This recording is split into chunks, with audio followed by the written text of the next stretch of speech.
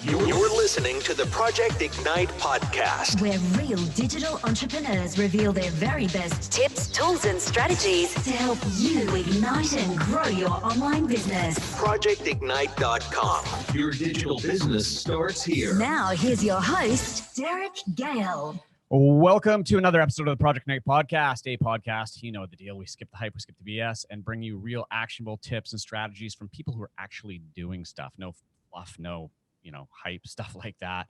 This is your host, Derek Gale, and today we're going to be diving into one of my favorite topics and something I've had like this odd fetish for many, many years, even though it tortures me on a regular basis, and that is search engine optimization and search engine marketing, I guess. So, for our longtime listeners, you guys know I'm a bit of an SEO nerd, and it plays a big role in my business. I mean, I can directly contribute easily over $100,000 a month in organic sales from SEO, from our rankings in my businesses. So it plays a big role. And I see so many people, though, that forego SEO because A, they don't understand it, or B, they're not patient enough. And I think patience is probably one of the biggest issues people face when it comes to SEO, because it does take time. But, it's undeniable that organic traffic from Google, it can be some of your highest converting, most valuable traffic if you've done it properly. And even local businesses today. I mean, if you don't have a presence in Google, you're getting left behind. So look, to make sure we're up to speed on the latest and greatest in the world of search engine marketing, I have the founder of Method and Metric, an SEO agency based here in my hometown of Vancouver, which pretty sure is only the second time I've had a fellow Vancouverite on the show. And he brings over a decade of experience optimizing websites. And he's seen firsthand the Google's evolution and changes over the past decade. And today he's working across the spectrum from startups to SMBs to enterprise, helping them develop their comprehensive SEO strategies. And as I've said before, I always like having agency owners on the show, because particularly when it comes to things like SEO and stuff like that, because SEO can vary across different companies and different niches and stuff. So I'd like to get their perspective. And so without further ado, I'd like to welcome Jesse Ringer to the show. Jesse, thank you so much for being here. Hey, Derek. Thanks for having me. I'm really excited to be here. Thanks. Sweet. Awesome. So let's start at the beginning. I always like to start with your story. How did you get into SEO? What drew you to this? Oh man. I think like a lot of other SEO people kind of fell into it by accident. In the early days of getting into marketing, I was really fascinated with like copywriting and writing content, and it was something that came pretty naturally. And then I was actually approached by a friend to see if I could help him with his SEO for his website. And it was just shortly after the financial crisis. And so like finding work wasn't the easiest thing to do at the time. So I was like, why not? And, it took some learning. I took on the project maybe 2 weeks before the Penguin update went out. Oh. And Nice. What an update was. So yeah, like that was kind of the start of it. And from there, it just kind of snowballed from doing one website to, 3, 4, and that was the end of it. I love, so many stories of, entrepreneurs that I talk to start that way. They're like, well, I just said yes to something. I didn't know if I could do it, but I did it. And it was like they took a chance on me, and then it turned out well for everyone. But yeah, like I think that's a lot of the entrepreneurial mindset too, is just say yes. And sure, yeah. Build the bicycle while you're riding it, right? And I think that, for the listeners, because I work with so many, people starting up and entrepreneurs and stuff like that. And so many people, I'm not ready. I'm not quite an expert yet. I'm not ready. Meanwhile, they're getting left in the dust by people who are like, man, I'm not ready, but what the hell, right? Like, the best way to learn is, trial by fire. Totally. Hands down. Yeah. It's hard. It's tough to say yes sometimes when you don't know what it's. It is, but that's, I think, the nature of entrepreneurs is your ability to adapt and figure it out. Yeah, I agree. Yeah, for sure. It's And being okay with falling on your ass occasionally, right? Like, I mean, it, yeah, it happens. yeah. Yeah, actually, question for you as an agency. I mean, like that's probably got to be one of the hardest things in terms of SEO is doing it for people. Is it's so hard to measure in many cases. In the early going, for sure. For sure. It's hard to like validate it, when, especially if you're working with smaller businesses or your own business, like how do you justify that cost? Right. Mhm. And so, man, it takes time. It takes a lot of trust. Like there's a lot of shady SEO people out Oh, there. yeah, totally. That's another part of our struggle too, is like being like, hey, we're not one of those bad guys and we're trying to help your business. And so there requires a lot of trust in that early going. And then you just start to like chip away at little wins. Like you see that their top keyword moved up, 20 spots, or moved up into the top 10 or Mhm. something to just hold on to as you pedal your way through the process. So yeah, it's hard in the early going for sure. So, and what do you? I don't say promise. You don't want to promise, but when you have somebody that signs up as a client, let's say they've just launched a new website, they want to get ranked. What do you? How do you set an expectation? What do you say you're going to achieve? Man, I mean, every client's different. Their Yeah. expectations are all different. There are clients that are ready and willing to, invest and partner with you for the next 2 years and see what you Mhm. can do. So it really depends, but ultimately we're looking to see that the keywords that we're trying to target are improving, that traffic is going up. And traffic going up doesn't necessarily have to correlate to those specific keywords, because the overall health of the website is measured through that SEO. Mhm. A lot of it is about education, about teaching them and showing them what's happening with the website and why it's working. But ultimately, they want to make more money. They want to have more Mhm. customers, more people signing up for their courses and what have you. And so, being able to show that at the end of the day is kind of like how we earn their trust, and just sort of be really transparent about what we're doing for them. Yeah, there's and this is where I think especially a lot of people new getting into SEO is getting them to realize that they say, I want to rank well for X keyword, right? And then they go and they look at, here's the estimated traffic I'm going to get from that keyword. But Yeah. really, what they don't realize is if you rank for that keyword, you've now, related, there's all these semantically related keywords Yeah. that are going to follow with that. And I think a lot of people miss that. It's not about a keyword anymore. Full Yeah. stop. I mean, it used to be. I mean, but we're talking 20 years ago. It's very different today. Totally. And like going back to that first example of working with a spa, like they wanted to rank number one for spas in Vancouver, Hmm. and also rank for Vancouver spas. And those were two different keyword strategies that we had to approach. Like they had one page that spoke to Vancouver spas, and then another one that was like spas in Vancouver. And nowadays it's all one topic. You can rank for all of those variations, the plurals, the singulars, like the people that type with more specificity around like using in or just having the city name, like all that kind of stuff. It definitely has become more topic based rather Hmm. than specific keywords. Okay. So, and that's really interesting. Let's dig into that here because I think this is a lot of people are missing this. So, explain what you mean when we say topic based. So, like you mentioned, there's tons of variations of a search term that will bring the same results. Hmm. And so we don't need to pinpoint between, one phrase like spas in Vancouver or, Vancouver spas. And like those two different terms, you can just write more naturally to target a bigger group of the kind of the phrases that you're trying to target. So Google's getting a lot better at understanding the natural language that we type with, speak with.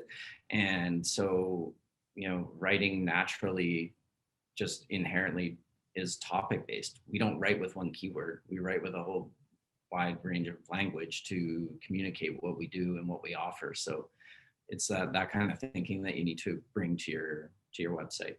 So, okay. So that being said, when you create a piece of content, okay, so we say, okay, I want to create an authority piece of content on this topic. How do you, I mean, historically you'd be like, okay, here's my focus keyword. Here's the keyword I want to rank for, right? I'm still going to include that in, in title, description, H1s, H2s, density, stuff like that, maybe in some alt tags. How is that changing, or is it? Yes and no. It is changing. But at the same time, like those core pieces that you just mentioned, like you need to have that key phrase in your title, in your H tags, used in the content. Like Google still looks at that, but also there are tons of other signals that sort of play into it. The relationship of that article to other pieces on your website. What service pages does it relate to, and things like that. So yes, you need to be thinking about a keyword, but there's so many other little bits and pieces that help contextualize the meaning of those keywords. Right. Okay. So let's talk about one of those signals that you just kind of, you just touched on, but it's one that I don't think people really understand. And that is internal linking and passing authority around within the site. And I see it where people, they're going to have 3 pages perfectly optimized for the same keyword. And that confuses the hell out of Google, I would assume. How do you handle internal linking? How do you approach a website and structure that? So those are 2 big questions. I think to touch on the first part, like internal linking is about building the relationship between pages, which in turn builds a relationship between the keywords that you're trying to rank for. Thinking about just semantic language and things like that help Google better understand what your website is about. But when you get into like site architecture, you do want to make sure that the information flows easily and naturally, both for people and for the search engines, and make sure that sort of experience is easy to follow. Because if your content is all over the place, and you don't really have much of a hierarchy in terms of the content that you're trying to present, Google's going to have a hard time understanding how to really rank those pages, and makes it hard for people to really understand and flow through the website to your desired goal. Gotcha. Okay. So now the one thing I want to go to is, and we were talking about this briefly before we actually started the recording, and that was, you had said, say I want to focus on what can be controlled by people, right? And so let's dive into that. Where do you want to go with that? Yeah. I mean, we all have limited resources, right? If we're running businesses, we're running companies, what have you, like your time is finite. So investing energy into the things that you can control, like which keywords you're targeting, what the messaging is on the website, how good of an experience that website is for your customers, I think are things that you should really focus on. Yeah. And okay, so I want to challenge you on something. Okay. And here's the problem I see with that philosophy as a whole. If I start a website from scratch, right, and I have a kick-ass user experience, I've got my content perfectly optimized, but if I don't ever build any of the offsite elements, am I ever going to rank? Yeah, you will. Maybe not as well, but you will rank.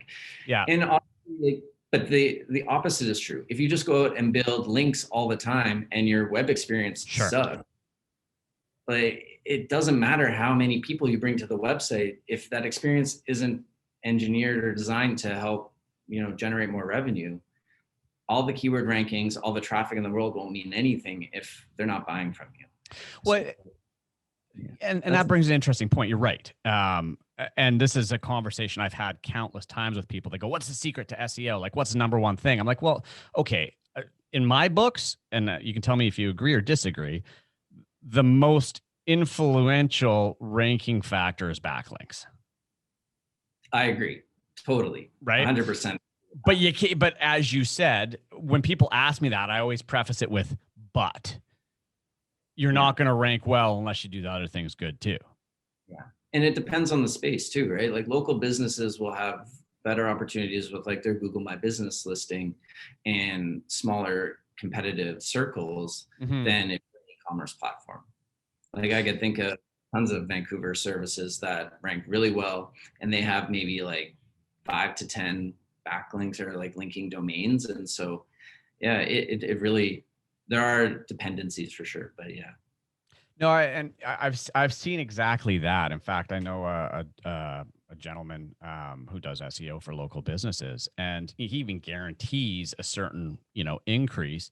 And I thought initially, I'm like, oh, where's he getting his backlinks from? But it was all on site. He'll look at a site and see, okay, yeah, this is crap, and I can make it better. Yeah, that's a lot of it, right? If you can target those keywords properly, and then once that foundation is there, you can build out other parts of it too. Okay, so let's tease this apart a little bit. You got local businesses, right? And then you've got ECOM, like the Shopify stores, and then you've got blogs and more info-based sites. How do you approach those differently? Oh man. Okay. So local ones, I would say we focus on the Google My Business listings, as well as tailoring content that speaks to the communities they're a part of, but also speaking to their target audience in that sense. With Shopify websites, the e-commerce platforms of the world, it depends. Like I've seen a lot of success where you focus on the long tail keywords around specific products, and then working up towards focusing on the category pages and then going for the big head terms that their homepage would potentially attract. E-commerce depends on the space they're in. Like if you're shopping for furniture, you're going to search for chairs or couches and things like that. So you'd want to be ranking well for those category pages. But if you are something, like a hobby shop as an example, and you sell Pokemon cards, like the specific series of cards that you're looking to sell, optimizing for those products will help you catch those, longer tail keywords that are way less competitive and help generate revenue and traffic that way.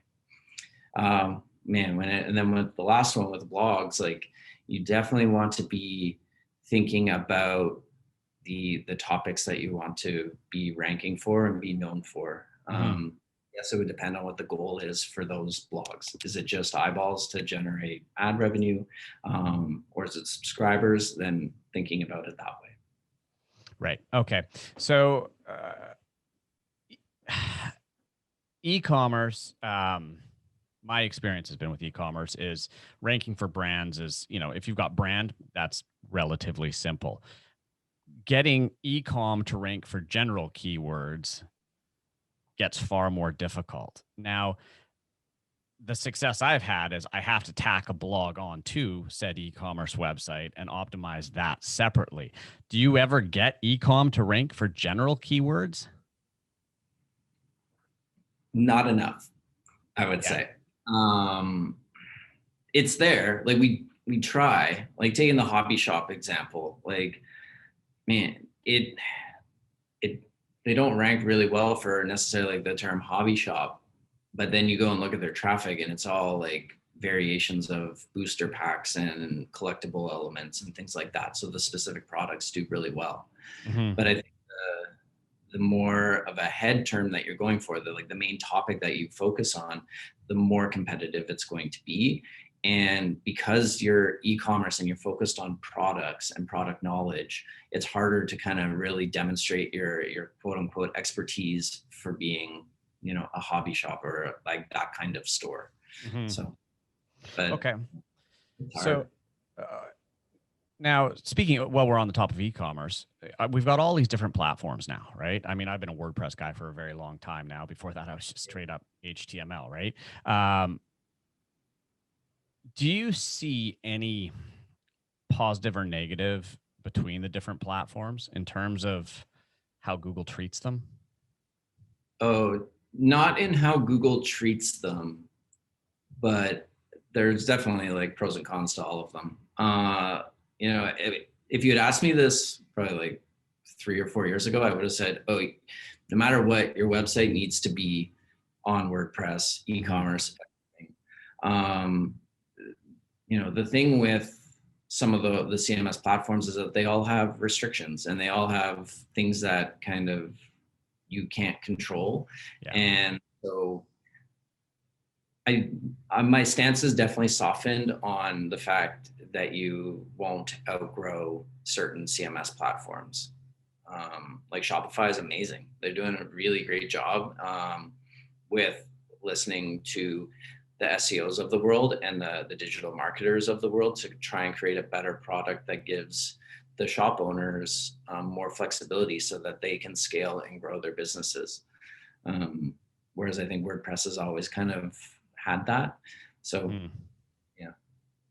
yeah, I always struggle. I mean, it was into, I actually helped my son actually set up a Shopify store recently for the first time, which was cool. He's 12 and set up his own little meme shop and doing his own graphics and stuff, which is great. But I got into Shopify and I was curious, and it is, you're right. They've done a good job in their listening, but I immediately felt, I can't tweak this. I can't bump that. I can't get in and like move this code around. I can't edit the theme or get somebody to edit the theme or, at the same level that you can with WordPress. I agree wholeheartly in that. Like there's certain pieces of the Shopify experience from like an SEO perspective and a technical mindset that make it really hard to fine tune it in a way that is perfectly custom. But for getting off the ground, like your son's shop or, people that are getting into the drop shipping world or whatever for the very first time, it's perfect. And it does offer, a lot of good tools out of the box to give you that functionality. But yeah, if you're going to scale your business, Shopify doesn't make it easy to customize, but it can be done. It's just really tedious. Yeah, no, and that is the challenge. And I mean, I know I'm always torn because I'm like, yeah, it's a great platform for people to launch and start and stuff like that. But I also know that once you've embedded yourself into a platform and you have grown, getting away from that platform is a freaking nightmare. And it's so expensive, right? So I don't know what the right answer is there, but all right. So, okay, let's talk link building, okay? Because link building is, I think, the hardest part in terms of SEO. Oh yeah, it's tough, and you've got the Google on one side saying you shouldn't actively build links, right? If you build great content, people will naturally link to it. And what's your take on that? Probably not allowed to swear, but No, you are, because I was going to say I think it's bullshit. It is bullshit. You can't build great content and people will come. Like millions of people are writing the exact same article as you. There are people that just go and like rip off that content too. Mm-hmm. Like you do have to put in the work. Whether that is reaching out to other bloggers, whether that is being really active on social media. There's so much stuff that you need to do beyond just writing an article and hoping that people will come to it. Like, I look at my own clients and my own blogging and, we can rank decently and get a lot of impressions in the search results. But man, if, you get 5 people from that's it's hard to really justify. So you do have to put in the legwork for sure. Like if you want content to do really well, yeah, you need to be out there pushing it and promoting it and putting in the time on that end. There's one guy. So let's talk about that. Like, I mean, when you say, pushing it and promoting it, obviously trying to get people to link to said content, right? What are your methods? What do you think? What have you had the most success with? Man, I would say the pieces that we've had the most success with are tapping into a client's network that we've already seen some relationship with. Link building can be a very lonely and isolating experience where you're sending emails that no one replies to, or they just naturally assume that you're trying to spam them.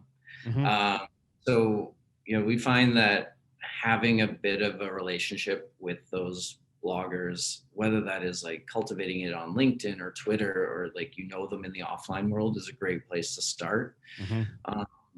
And then, man, like just continuing to, you do need to have good content that's worthwhile, but also like provide value to that blogger before asking for the link or asking for that sale. Like you need to demonstrate that you're in it with them and that you can help them get to where they're going, as well as your business getting to where it's going. Yeah. And I think that's an important message for the listeners here, because I get hit up all the time. Hey, will you link to this? Hey, will you link to this? I'm like, no, what's in it for me? Right.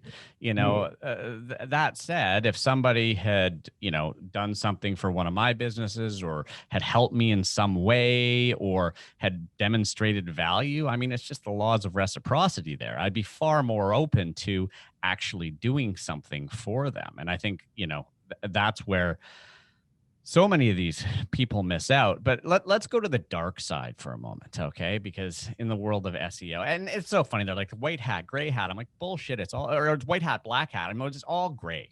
I mean, when it comes to link building, there's gray area everywhere. What's your take on just buying good links?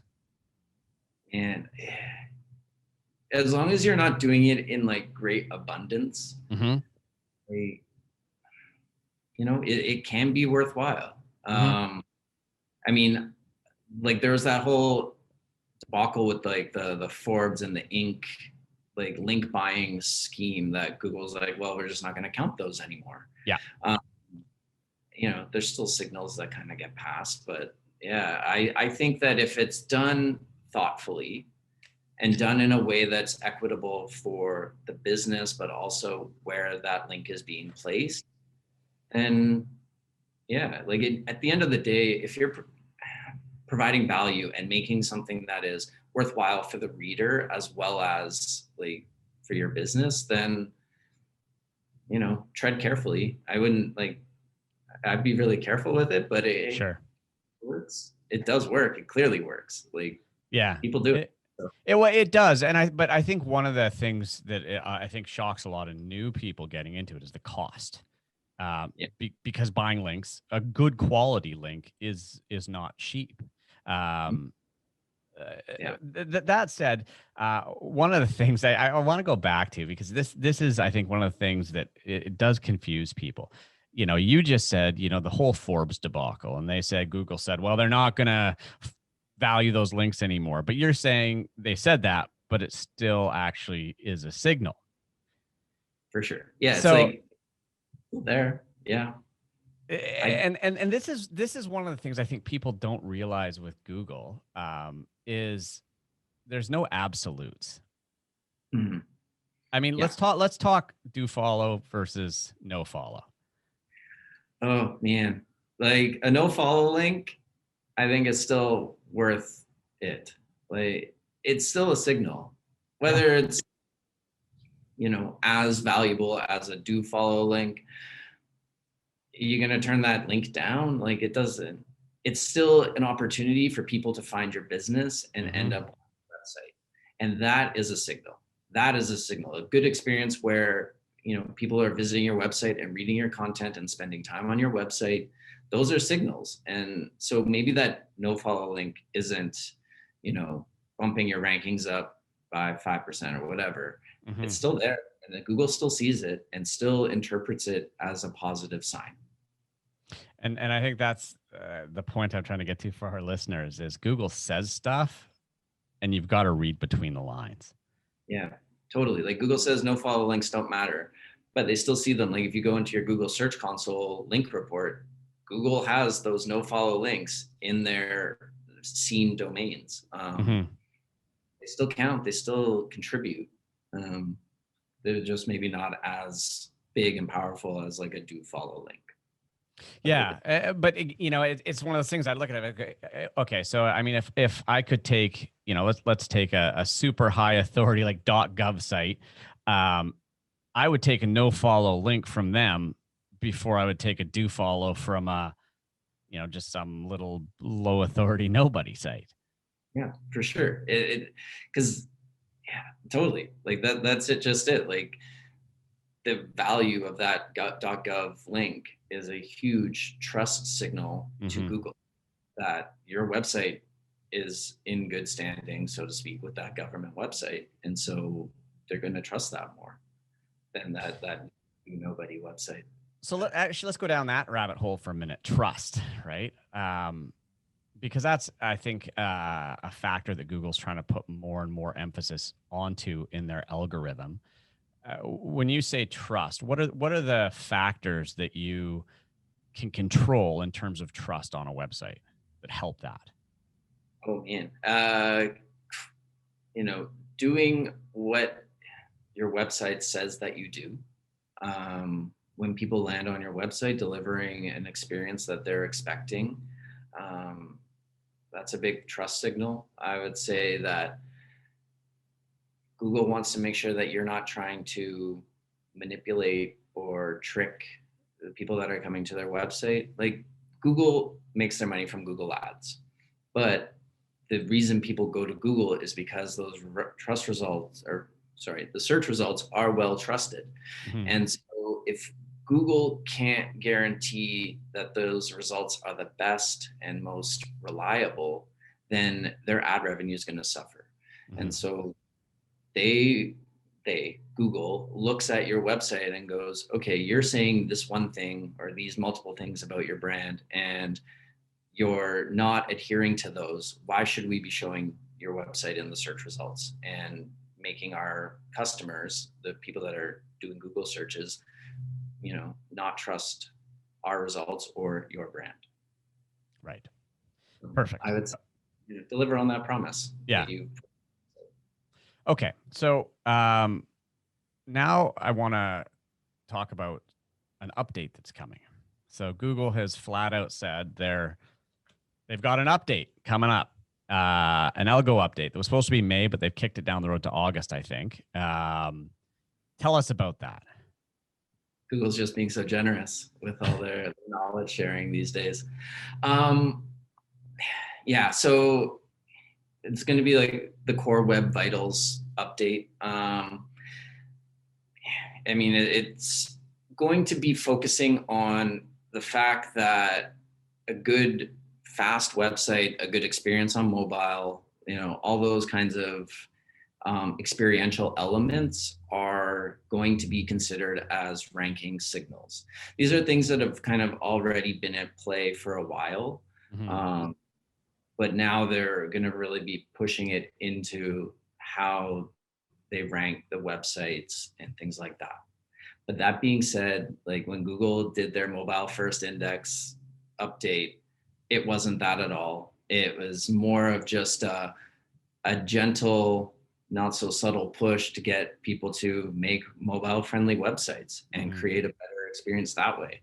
And so Google's pretty well known for doing things like this, where they're like, we're making this a rule, and everyone jumps on board and does it. And really it's about creating a better internet experience for everybody. Same with like the HTTPS. I was about to just say, yep, HTTPS, same thing. Got to do it. And that didn't make a difference. It didn't make a difference, but it made a difference for, e-commerce shops. It made a difference for people visiting those websites and having just a little bit more security involved. Sure. So when Google announces that they're doing something, I often am met with a lot. Like, I think that there should be some skepticism brought to it. But yeah. That being said, like, it's better to do the work and them not change anything than to not do the work and they do change it. So. Well, yeah, and I mean, they've recently launched that new feature in Search Console, which we can actually get an experience score, and they'll tell us what we're wrong. And I frankly, I ran it on a couple of my big cart sites, and I was like, oh, whoops, there was I forget what it was called, but basically the content was shifting after it had loaded, and they didn't like that. And you know what it turned out to be? It turned out to be us loading Google fonts. So it was their own bloody system that was screwing us up and giving us a bad score. But freaking brutal. Yeah, Google. Do as I say, not as I do. Well, yeah, there is that.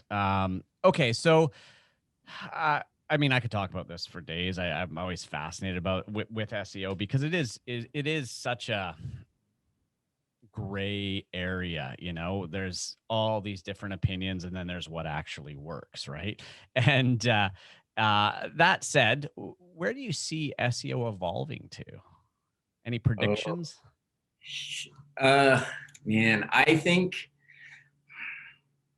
SEO will still be an important part of a website's experience, because unless governments break up Google's monopoly, like, man, more and more people are going to be using Google. That being said, though, I do think that, advancements in machine learning and AI and all that kind of, trendy stuff right now is going to factor into how we create content and create web experiences. But I believe that, like, having good SEO practices in your system will set you up for better success with everything else that you do in your marketing mix.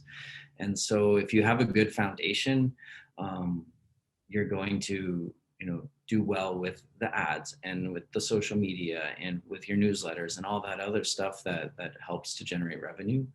But SEO as a service, I don't know yet. I think that there's still room for it, for sure.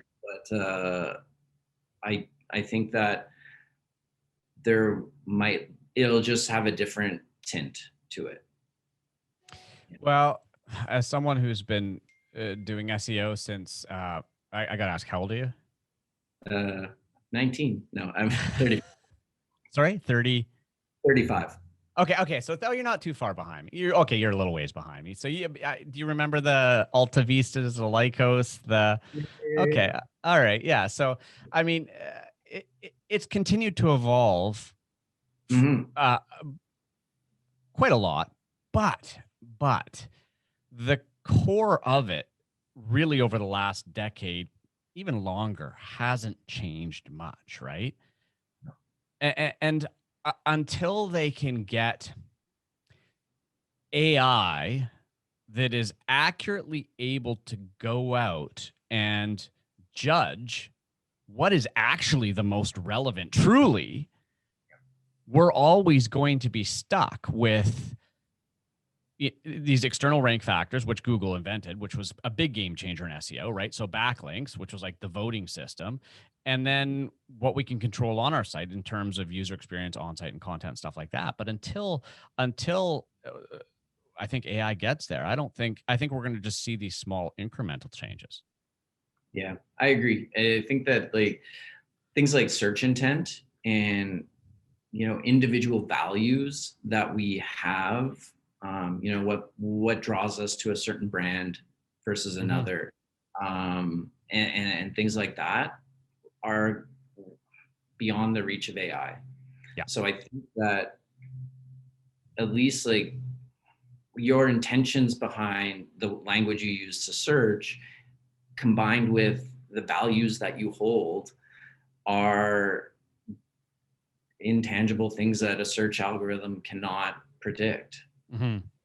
And so, if phones are listening to us and showing us ads based on our conversations, they don't really know like the whole context or the relationship that you have to the words that you use. And so I think it'll be really hard for them to really take over our work, so to speak.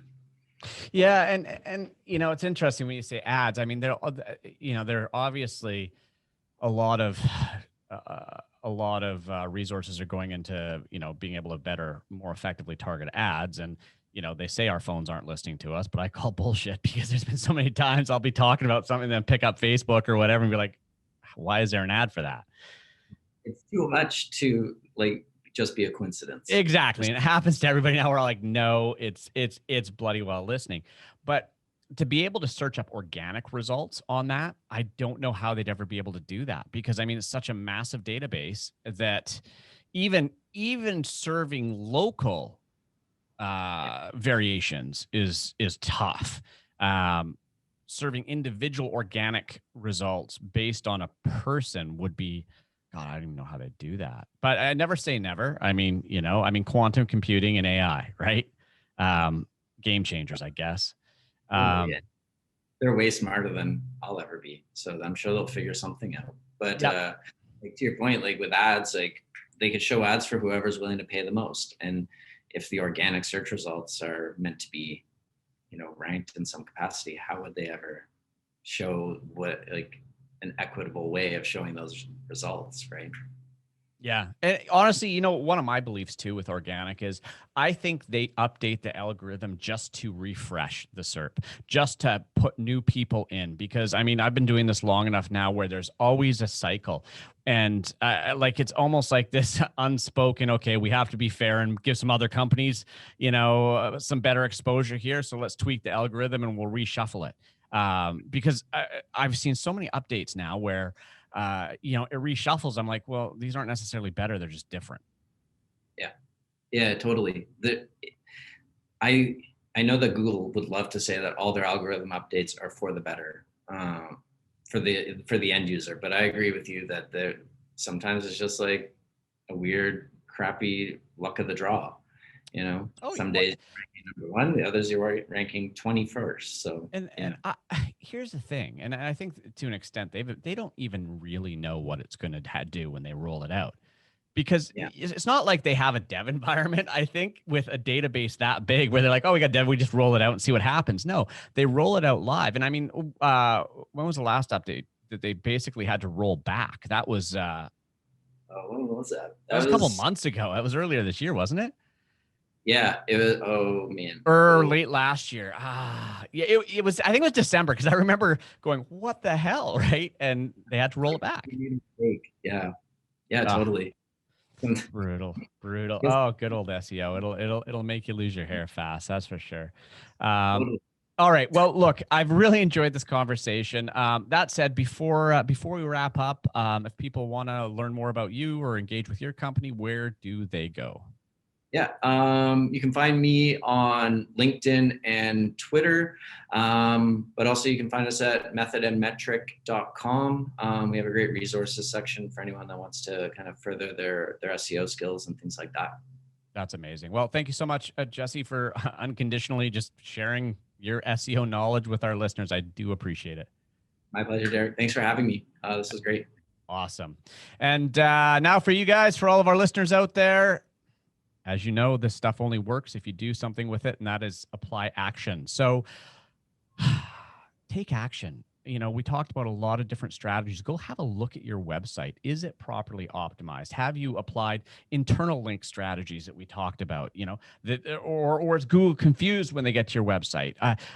Take the stuff we talked about, even one thing, and apply it, and you'll start to get results. And as always, if you liked what you heard today, just leave me a rating, leave me a review on your favorite podcast platform. Share it with a friend. That would be amazing. That is the fuel that keeps me making these episodes for you guys. And on that note, this episode is a wrap, and we'll see you in the next episode. Thanks for listening to another info-packed episode of the Project Ignite podcast with Derek Gale. Any links mentioned, along with an entire transcript of this episode, can be found at projectignite.com/podcast. And to make sure you never miss another episode, go to iTunes or SoundCloud now and subscribe.